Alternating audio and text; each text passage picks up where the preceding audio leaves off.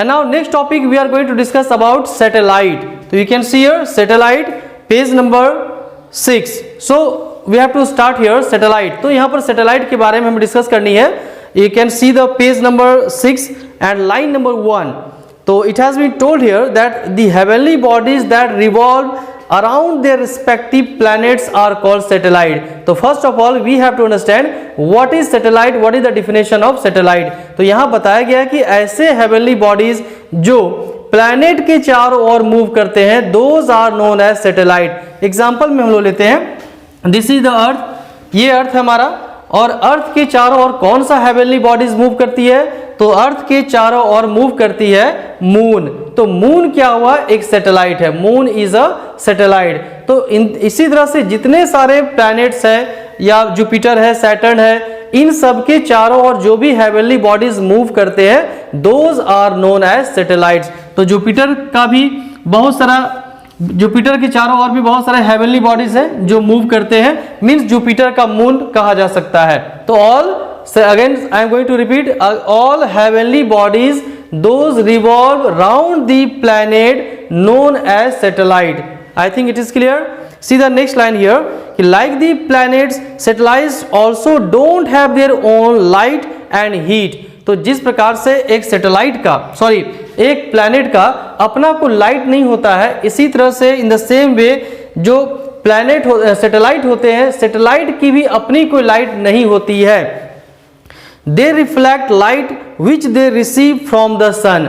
अब आप कहोगे कि भाई मून के पास तो लाइट है, मून जो है ये तो शाइन करती है, तो कैसे शाइन करती है जबकि इसके पास अपनी कोई लाइट नहीं है. तो यहाँ पर बात ये है कि ये सैटेलाइट होते हैं, ये भी जो है सन के लाइट से, ये जो सन है इसके लाइट, इसका जो सन का जो लाइट आता है सैटेलाइट पर हो, ये रिफ्लेक्ट करती है, और due to the reflection of the sun's light all satellites looks glow.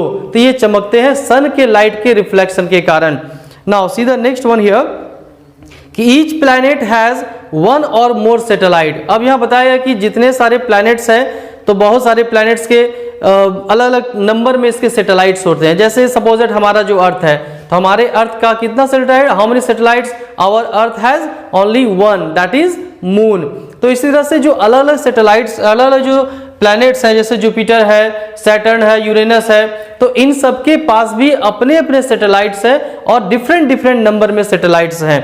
तो it has been told here, तो each planet has one or more satellite except the Mercury and Venus. यहाँ पर याद रखेंगे कि सभी प्लैनेट्स के पास अपने अपने सैटेलाइट है, बट किसके पास नहीं है, मरकरी, मर्क्यूरी, हाँ, Mercury and Venus. These are two planets, those don't have any satellite. It's a very very important thing that one, कि मरकरी और वेनस के पास अपना कोई सैटेलाइट नहीं होता है. Keep in mind. Next one, our Earth has one satellite. हमारे अर्थ में कितना सैटेलाइट है, केवल एक सैटेलाइट है, that is called moon.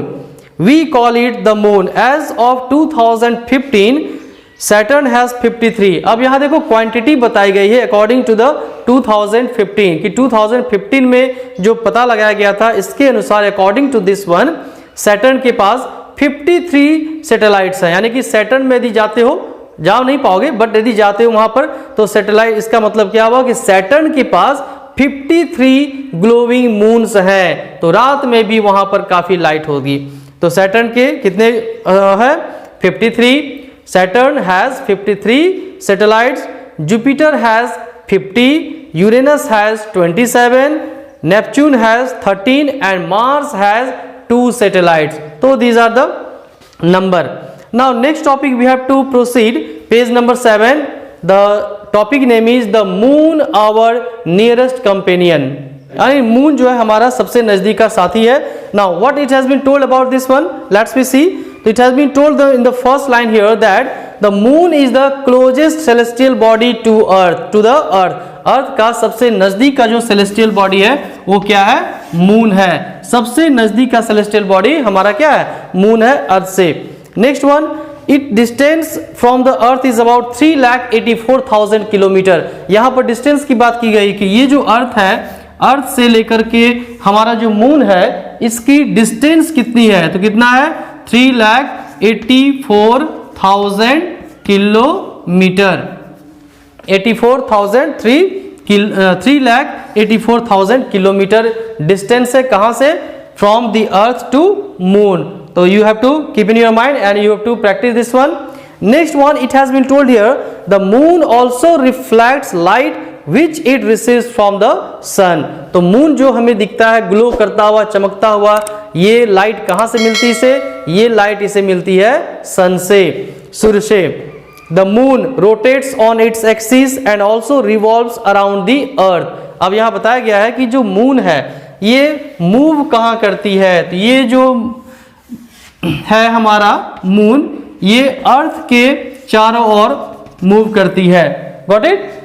तो मून जो है हमारे अर्थ के चारों ओर मूव करती है और साथ ही साथ क्या होगा, क्योंकि हमारा अर्थ जो है वो सन के चारों ओर मूव करती है। ओके, तो जब हमारा सन जो है सन के चारों ओर मूव करेगी अर्थ, तो इसके साथ साथ मून भी क्या है, वो भी मूव करते हुए आगे बढ़ेगी। मीन्स मून का एक अर्थ के चारों ओर भी मूव हो गया एंड सेकेंड वन ये सन के चारों ओर भी मूव हो गया। मीन्स मून सन के चारों ओर भी चक्कर लगाती है प्लस अपने प्लैनेट जो है अर्थ है, अर्थ के चारों ओर भी मूव करती है। Now next one, it has been told here the period of rotation of moon on its axis and that of revolution around the earth is the same. अब यहां क्या बताया गया है, it has been told here that ये जो moon है ये हमारा अर्थ हो गया और ये है मून। अब प्रीवियस क्लास में मैंने बताया था ना रोटेशन के बारे में, तो रोटेशन क्या होता है, once again I am going to tell you rotation. अपने एक्सिस पर जब ये कोई सेलेस्टियल बॉडी मूव करती है, हेवनली बॉडी मूव करती है, दैट इज कॉल्ड रोटेशन। ठीक है, और जब प्लैनेट के चारों ओर मूव करती है, सन के चारों ओर मूव करती है, उसे रिवोल्यूशन कहा जाता है। Got it. तो रोटेशन, यहां मून जो है ये भी रोटेट करेगी अपने एक्सिस पर, ये जो अपने एक्सिस पर मूव करेगी और एक मूव करेगी प्लैनेट के चारों ओर। तो what it has been told कि दोनों मूवमेंट जो है ये सेम है, यानी कि ये जो मून है अपने प्लेस में जो रोटेट कर रही है, इसका जो ड्यूरेशन है, इसका जो टाइमिंग है, प्लस ये जो मून है इस अर्थ के चारों ओर जो मूव कर रही है, इसका टाइमिंग, दोनों का टाइमिंग क्या है, both timing is same. It has been told here that is 27.3 days. 27.3 days, यानी 27.3 डेज में ये मून अपने प्लेस में भी मूव करती है। ठीक है, और साथ ही साथ ये अर्थ के चारों ओर भी एक चक्कर लगाती है। कितने दिन में, 27.3 डेज में। Both are same. और यही कारण है कि हमें मून का केवल एक पार्ट ही हमेशा दिखता है, अदर पार्ट हमेशा अनकवर रहता है, ढका हुआ रहता है, सॉरी अनकवर नहीं, कवर्ड रहता है। ठीक है, now next one, see here due to the same period of both the movements only one side of the moon is visible from the earth। और यही कारण है कि अर्थ से हमें मून का केवल एक पार्ट ही दिखता है, the other side always remains invisible। और दूसरा जो पार्ट होता है वो हमेशा क्या होता है, इनविजिबल होता है, we are not able to see that other part। now next one, in next paragraph it has been told the moon has a barren land। Moon क्या है, बंजर भूमि है, वहां कोई भी चीज उगता नहीं है, कोई प्लांटेशन नहीं, barren land है। कंप्राइजिंग ऑफ प्लेन्स, क्या होता है, और समतल भूमि भी है, वैलीज, घाटीज है, एंड क्रेटर्स, और वहां बहुत बड़े बड़े गड्ढे भी है। कहां पर, मून में। तो scientist believe that long ago earth collided with another space object and resulted in throwing a big chunk of rocky materials into the space and that led to the formation of the moon. अब यहां देखो बात की गई है formation of the moon की, यानी कि चांद का निर्माण कैसे हुआ, मून का निर्माण कैसे हुआ। तो मून कैसे बना, यहां बताया जा रहा है कि ये जो हमारा अर्थ है, there are so many celestial bodies, heavenly bodies, बहुत सारे हेवनली बॉडीज है, स्पेस में बहुत सारे सेलेस्टियल बॉडीज है, बोथ आर सेम। तो ये मान लो कि ये सेलेस्टियल बॉडी है, ये मूव कर रही है। अब ये सेलेस्टियल बॉडी और ये हमारा अर्थ, ये भी सेलेस्टियल बॉडी है, ये किसी कारण से कोलाइडेड हो गया, मीन्स टकरा गया। टकराने से क्या हुआ, अर्थ का एक बहुत बड़ा पार्ट जो है ये टूटकर अलग हो गया। ठीक है, सेपरेट हो गया। ये जो सेपरेट हुआ, तो सेपरेट होने के बाद अलग हो गया, यहां आ गया। ठीक है, अब ये क्या होगा, ये अर्थ के चारों ओर मूव करेगी। ये जो बड़ा सा पार्ट अर्थ से निकलकर बाहर आया, दैट इज कॉल्ड मून। यही आज का मून है, यही इसका आज का चांद जिसे कहा जाता है मून है। ठीक है, तो ये था this was the cause of forming the sun. तो इस प्रकार से मून, इस प्रकार से मून का निर्माण हुआ, मून बना।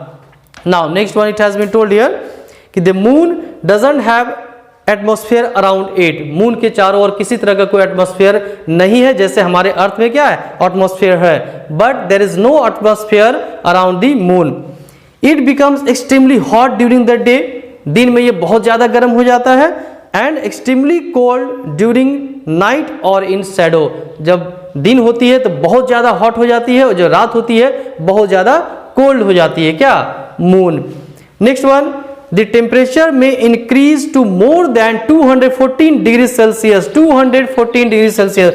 अब बताया जा रहा है कि मून का जो टेम्परेचर है वो मैक्सिमम 214 डिग्री सेल्सियस तक इंक्रीज कर सकता है। You can imagine how it can be. It falls down to -184 degree. और डे टाइम में कितना इंक्रीज हो सकता है, in day time 214 degree Celsius increase हो सकता है, and at the night time -184 degree Celsius हो सकता है। Now next one, Thus no life can possible exist on the moon। और यही कारण है कि मून पर किसी तरह का कोई लाइफ एग्जिस्ट नहीं कर सकती है। ओके, तो this one completed this topic. Next topic is the phases of the moon. तो फेजेस ऑफ द मून, यहां पर फेजेस मीन्स क्या होगा, एंड देखो आपने देखा होगा कि चांद जो आपको कभी थोड़ा सा दिखता होगा ना, इस तरह से दिखता है, फिर कभी और बड़ा दिखता है, और कभी कंप्लीट ये दिखता है, यानी इसका जो शेप है वो देखते होंगे आप लोग कि इसकी शेप जो है वो चेंजिंग होती रहती है। तो इसी फेज के बारे में, ये जो चेंजिंग होती है इसी के बारे में हमें यहाँ पर डिस्कस करनी है, फेजेस ऑफ द मून। तो we have already learn that one side of moon gets illuminated by the sun which is visible to us. तो अभी हम लोग ने जस्ट क्या डिस्कस किया था कि मून का जो वन पार्ट हमें दिखता है सन के लाइट के कारण। The position of the moon in relation to the sun changes every day. तो अब देखो जैसे जैसे सन का मूवमेंट होता है, जैसे जैसे अर्थ का मूवमेंट होता है, जैसे जैसे मून का मूवमेंट होता है, तो according to that one light falls on the moon. तो उसी के अनुसार सन का जो लाइट है वो मून पर पड़ती है, और जो जितने पार्ट में मून पर लाइट पड़ती है सन का, उतना पार्ट ही हमें दिखता है। ओके, तो अब मान लो कि एग्जाम्पल मैं दिखा रहा हूं, मान लो कि ये मून है, अब यहाँ पर आपका सन है, तो और हमारा अर्थ मान लो कि यहाँ पर है, ठीक है। यहाँ से सन की लाइट जब इस पर पड़ेगी तो ये पार्ट हमें दिखेगा, बट जैसे जैसे ये मूव करेगी तो ये पार्ट जो है कम दिखना शुरू होगा, ठीक है, और फिर जैसे जैसे बढ़ेगी वैसे ज़्यादा दिखना शुरू होगा। तो अब यहाँ शायद आपको समझ में नहीं आएगा, यहाँ पर मैं बोर्ड पर बता रहा हूँ। When the illuminated side of the moon is fully hidden from our view, it is called the new moon और अमावस्या। तो यहाँ बात की गई है, it has been told about new moon। ये new moon होता क्या है, और new moon is also known as in Hindi it is known as अमावस्या। अमावस्या की काली रात, आपने सुना होगा ना, अमावस्या की काली रात। जिस दिन अमावस्या होती है पूरा डार्क होता है, पूरा अंधेरा होता है ना, तो that is called new moon day और अमावस्या। ये कब होता है, जब सन की लाइट, कंप्लीट लाइट मून पर नहीं पड़ती है, जिसके कारण हमें ये पार्ट कंप्लीट इनविजिबल हो जाता है, और उस दिन पूरा रात अंधेरी रात हो जाती है ना, तो that is called new moon. फिर क्या होता है, मूव करती है मून, और इतना ही पार्ट में, मून का इतने पार्ट में केवल लाइट पड़ती है फर्स्ट डे, न्यू मून के बाद में फर्स्ट डे, तो हमें क्या होता है, इस तरह का मून दिखता है, क्रिसेंट मून हमें दिखता है, टेढ़ा मून दिखता है, like this, in this way. ऐसा क्यों, why, because the sun falls only in this part. तो इतना ही पार्ट में सन फॉल हो रहा है, सन पड़ रहा है, तो इसी का रिफ्लेक्शन हमें मिलता है, अदर पार्ट जो हमें नहीं दिखता है, तो इतना। फिर नेक्स्ट डे क्या होगा, थोड़ा सा इंक्रीज होगा, अब इतना बड़ा हो जाएगा। नेक्स्ट डे फिर क्या होगा, इतना होगा, इतना पार्ट हमें दिखेगा। तो इस तरह से फिर स्लो क्या होगा, नेक्स्ट 15 डेज के बाद में ये कंप्लीट दिखना शुरू हो जाएगा, क्योंकि फुल लाइट मून पर पड़ेगी, and that one will be known as Purnima. आपने नाम सुना होगा ना, पूर्णिमा, पूर्णिमा का दिन, ठीक है, ये पूर्णिमा कहा जाता है। आगे हम लोग डिस्कस करेंगे। Turn the page, page number 8, the visible portion goes on increasing gradually day by day after the new moon. अभी मैंने जो बताया कि न्यू मून के बाद से धीरे धीरे जो लाइटिंग का जो एरिया है ये क्या होता है, इंक्रीज होता जाता है ना, इंक्रीज हो जाता है। Next one, at first the moon appears in crescent shape on 8th day, half portion of the moon comes in our view. और 8वें दिन है ना, अमावस्या का न्यू मून के 8वें दिन जो होगा ये हमें आधा चांद दिखना शुरू हो जाएगा, आधा मून, हाफ मून हमें दिखेगा। कैसा, इस तरह से, ठीक है, ये लाइट हमें दिखेगी।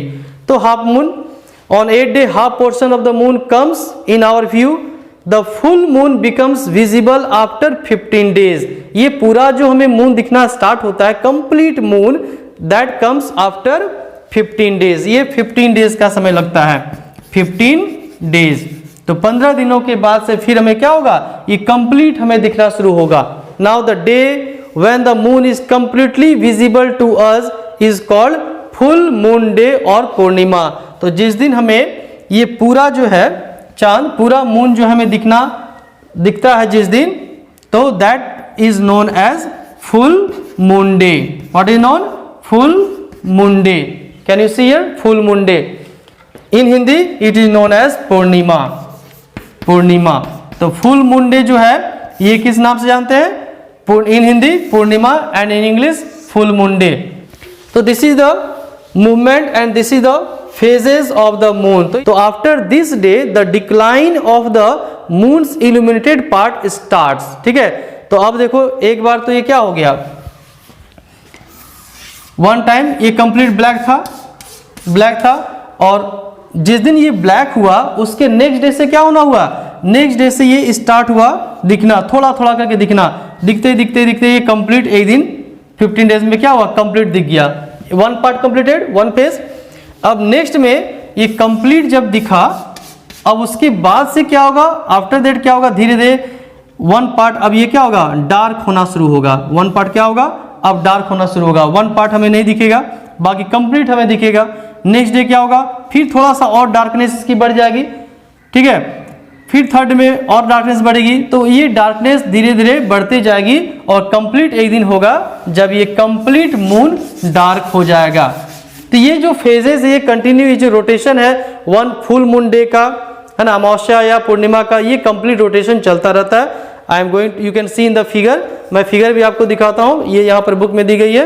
तो दिस इज द फेजेस, ठीक है। तो यहाँ पर देखो फेज क्या है, न्यू मून है, न्यू मून, जब मून कंप्लीटली ब्लैक हो गया है, फिर यहाँ छोटा सा पार्ट दिया गया है, फिर यहाँ हाफ दिखा, फिर यहाँ हाफ से इंक्रीज हुआ और ये क्या हो गया, फुल मून डे हो गया, यानी कंप्लीट ये मून दिखा। आफ्टर दैट फिर क्या होगा, नेक्स्ट डे में ये कम दिखना शुरू हो जाएगा और धीरे धीरे फिर ये कंप्लीट डार्क होगा। तो ये रोटेशन जो है, दिस रोटेशन कंटिन्यूज। तो this is known as the phases of moon, इसी को फेजेस ऑफ मून कहा गया है, यहाँ पर अलग अलग फेज में जो दिखाया गया है। तो now next one, it has been told here that the phases of the moon are used to determine the lunar dates. अब यहाँ बताया गया कि जो फेजेस का, जो मून का जो फेजेस है, how does it help us, ये हमें किस प्रकार से हेल्प करती है। तो यहाँ पर बता दूं कि ये जो है डेट को, यानी दिनांक जिसे कहते हैं, डेट को काउंट करने में मून हेल्प करती है। It has been told here determine the lunar dates. तो उस डेट को, what is called that date, that date is called lunar dates. तो what do you mean by the lunar dates, lunar date से क्या समझते हो। तो lunar dates means होता है कि movement of the moon, moon का जो मूवमेंट है उस पर बेस जो हम डेट बनाते हैं, तारीख बनाते हैं, दिनांक बनाते हैं, ठीक है, या जो भी काउंटिंग करते हैं डेट की, मून के मूवमेंट के आधार पर, those are known as lunar dates. Okay, there are two types of dates, one is lunar date, next one is solar date, ठीक है, सोलर डेट या solar calendar, lunar calendar and solar calendar. तो solar calendar, solar date या solar calendar क्या हुआ, जब सन के movement के आधार पर, ठीक है, सन के मूवमेंट के आधार पर जो डेट बनाया गया है, जैसे मंथ्स है, 12 मंथ्स है और 365 डेज है, तो ये this is known as solar calendar. Okay, और मून के, ये जो मून है, मून के मूवमेंट के आधार पर, उसके बेस पर जो भी हम लोग डेट निकालते हैं उसको कहा जाता है, that is called lunar dates. Okay, या लूनर कैलेंडर कहा जाता है। Now next one, it has been told here, the Hindus and the Muslim festivals such as Deepavali and Eid are usually fixed on the basis of lunar dates and month. तो यहाँ पर example एक दी गई है, जैसे दीपावली का festival होता है, ईद का फेस्टिवल होता है, तो ये जो फेस्टिवल रखे जाते हैं, these are on the based on lunar dates, ये लूनर डेट्स के आधार पर ये फेस्टिवल का डेट रखा जाता है. नाउ तो this one completed. Next topic is other celestial bodies in the solar system. This is the last topic of this chapter. अब यहाँ में डिस्कस करनी है कि जो अदर सेलेस्टियल बॉडीज, अभी तक हमने कौन सा सेलेस्टियल बॉडी पढ़ा, अभी तक हमने सन के बारे में, मून के बारे में, ठीक है, तो अर्थ के बारे में, तो these are the celestial bodies. Now other celestial bodies are also there, those are asteroids, meteoroids and comets. तो these one we have to discuss. Now next one, asteroids. तो एस्ट्रॉइड्स क्या होते हैं, एस्ट्रॉइड्स के बारे में यहाँ पे डिस्कस करेंगे.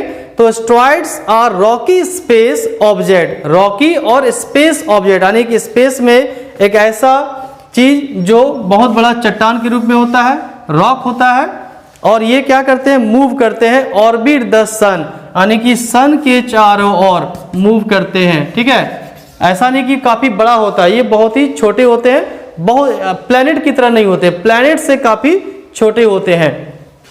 तो इसे प्लेनेट भी माना जा सकता है, प्लेनेट के जैसा ही मान सकते हो, but it is not just like planet. Now see the here, asteroids are rocky space objects that orbit our sun. These can be a few feet wide to several hundred miles wide. ये कुछ feet बड़े भी हो सकते हैं और 100 miles बड़े भी हो सकते हैं. There is no limitation.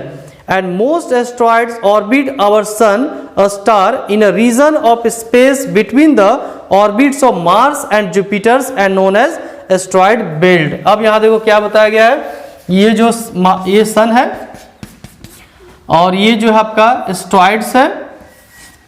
ठीक है, this is asteroid, this is Mars planet and this is Jupiter planet. Okay, तो ये जो मार्स प्लैनेट है और ये जुपिटर प्लैनेट है, ये मार्स और जुपिटर के बीच का जो एरिया है, यहां पर ये मूव करते हैं और ये सन के चारों ओर मूव करता है. कौन, asteroids. And that is why this area is known as asteroid belts. तो यहाँ बहुत सारे एस्ट्रॉइड्स हैं और ये मूव करते हैं, दिस एरिया को ही, this area is known as asteroid belts. Which area is known as asteroid belts, area between Mars planet and Jupiter planet. तो जुपिटर और मार्स के जो बीच का जो एरिया होता है, ये जो सर्कल है, ये एस्ट्रॉइड बेल्ट होता है. You can see in the picture, मैं आपको अभी पिक्चर दिखाऊंगा, उसमें आप देख सकते हो कि ये किस प्रकार से होता है, how does it move, and this is the place between Mars and Jupiter. ये मैं again I am going to repeat you so that you can fix in your mind that the place between Mars and Jupiter.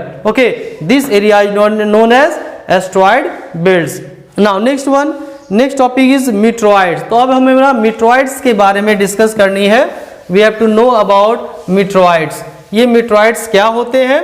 Now see the first line here, meteoroids are little chunks of rocks and debris in space, यानी कि space में जो छोटे छोटे चट्टान के टुकड़े type के होते हैं और डस्ट होते हैं, तो दीज आर नोन एज मीटरॉइड्स. ये होते कैसे, छोटे छोटे, है ना, बहुत छोटे छोटे. अब ऐसा नहीं कि इतने बड़े होते हैं, बड़े होते हैं, बट यहाँ पर जो एस्ट्रॉइड्स हैं, एस्ट्रॉइड्स से थोड़े छोटे होते हैं. कौन, मीटरॉइड्स. और प्लैनेट से तो काफी छोटे होते हैं. तो these all move in the space, ये भी स्पेस में पूरा मूव करते हैं. दे बिकम मीटियोर्स और shooting stars when they fall through the earth atmosphere. और जब ये जो मीटरॉइड्स हैं, जब ये अर्थ के एटमॉस्फेयर में इन कर जाते हैं, तो ये क्या कहलाते हैं, मीटियोर्स या शूटिंग स्टार्स. अब होता क्या है, ये जो मीटियोर्स है ना, ये अर्थ है, यहाँ इसका क्या है, एटमॉस्फेयर है. ये जो मीटियोर्स है, मूव करते करते कभी कभी क्या होता है, सन के ओर सन के नहीं, हमारे अर्थ की ओर ये आने लगते हैं. और जैसे ही हमारे अर्थ के एटमॉस्फेयर में इन होता है, तो यहाँ फ्रिक्शन होता है, घर्षण होता है, और इस फ्रिक्शन के कारण ये जो मीटियोर्स है, ये क्या होते हैं, जल जाते हैं, आग लग जाती है इसमें. और ये हमारे अर्थ तक पहुंचने से पहले ही ये एटमॉस्फेयर में ही क्या होता है, जलकर राख हो जाता है, ये कंप्लीटली बर्न्ड हो जाती है. तो that time it is known as meteors और शूटिंग स्टार्स। बट कभी कभी ऐसा भी होता है कंप्लीटली ये बर्न नहीं हो पाता है और हमारे अर्थ पर गिर भी जाता है ना, रेयर होता है, ऐसा नहीं कि कभी कभी आपको डरने की जरूरत नहीं है कि आपके सिर पर गिर सकता है, ऐसी बात नहीं है। नाउ नेक्स्ट वन, तो next point is that comets. अब हमें कॉमेट्स के बारे में जानना है, जिसे पुच्छल तारा हिंदी में कहा जाता है ना, पूंछ इसकी होती है, बंदर की पूंछ आपने देखी होगी, अब इसकी भी पूंछ होती है, कॉमेट्स। तो व्हाट आर कॉमेट्स? तो comets are the small bodies with a head and long luminous tail. मैं आपको दिखाता हूं फिगर कॉमेट्स की, ये देखिए, दिस इज द कॉमेट्स। अब इसका हेड है, एक जल रही है, और इसके साथ एक लंबी सी क्या है, पूंछ भी है जो जलती हुई नजर आती है, तो this is known as comets. तो comets are the small bodies with a head and long luminous tail. They are made up of dust and frozen gases. अब ये बने किससे होते हैं? डस्ट पार्टिकल से, वहां भी धूल होता है, वहां भी डस्ट है, तो रॉक से और फ्रोजन गैसेस से होते हैं, जमे हुए गैस से होती है। They appear in the sky after a long period. ये हमेशा नहीं दिखते हैं, ये काफी लंबे सालों के बाद, काफी लंबे वर्षों के बाद दिखते हैं, long period. A comet known as Halley's comet, एक कॉमेट है जिसका नाम क्या है? Halley's. What is the name? Halley's. About this one, it has been told here. What it has been told here? Halley's comet appears in the sky after every 76 years of interval. तो हर 76 years के interval पर ये जो comet है ये दिखता है। अब उतना वेट करेंगे तो दिखेगा, ठीक है, आपको वेट करना होगा। तो अब यहाँ देखो, this topic is completed and also this chapter completes here. Now next one, do you know section is there, that is very very important here. Two do you know sections are there. The first one you can see here in page number 9, this do you know section, and what is written here? It is written here that a crater is a depression. crater के बारे में बात की गई। crater क्या होता है? crater means होता है गड्ढा, है ना, पीठ, गड्ढा। तो crater is a depression which may be formed either by falling a large meteors on the surface on the earth और बाय द वॉल्केनिक इरुप्शन। पृथ्वी पर, अर्थ पर बहुत बड़े बड़े गड्ढे होते हैं, चांद पर भी गड्ढे होते हैं ना, क्रेटर होते हैं, जिसे क्रेटर कहा जाता है।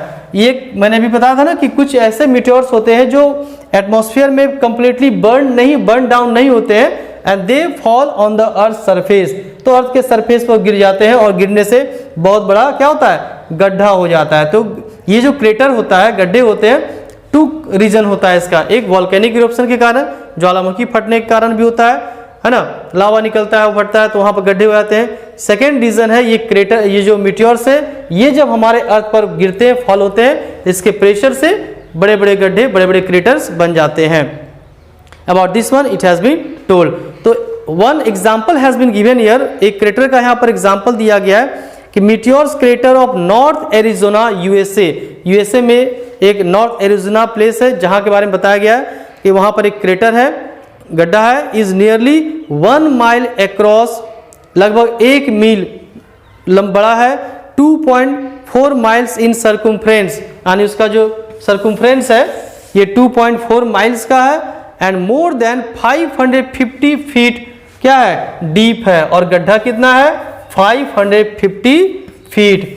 तो इतना बड़ा क्रेटर, इतना बड़ा गड्ढा ये मीटियोर्स के गिरने से बना है। ओके, तो this one completed. Next one, do you know में बताया गया यहाँ पर कि astronauts Neil Armstrong was the first human to set foot on the moon. चांद की धरती पर पहला जो व्यक्ति था वो कौन था? Already you know, astronaut Neil Armstrong, उनका क्या नाम था? नील आर्मस्ट्रॉन्ग, बताने की जरूरत नहीं, आप सभी को पता है। He along with Edwin Aldrin landed the lunar module of Apollo 11 on the moon's surface on July 20, 1969. July 20, 1969. ये date very very important, and this chapter completed here. If you have any question, if you have any queries, you can write down in the comment box, and in description box you can see the exercise question answer. I will send the link of the exercise question answer, all the question answer, and you can see there in description box and write down in your copy. Okay all of you, thanks for being in the class. Okay all of you, have a nice day. Jai Hind, Jai Bharat.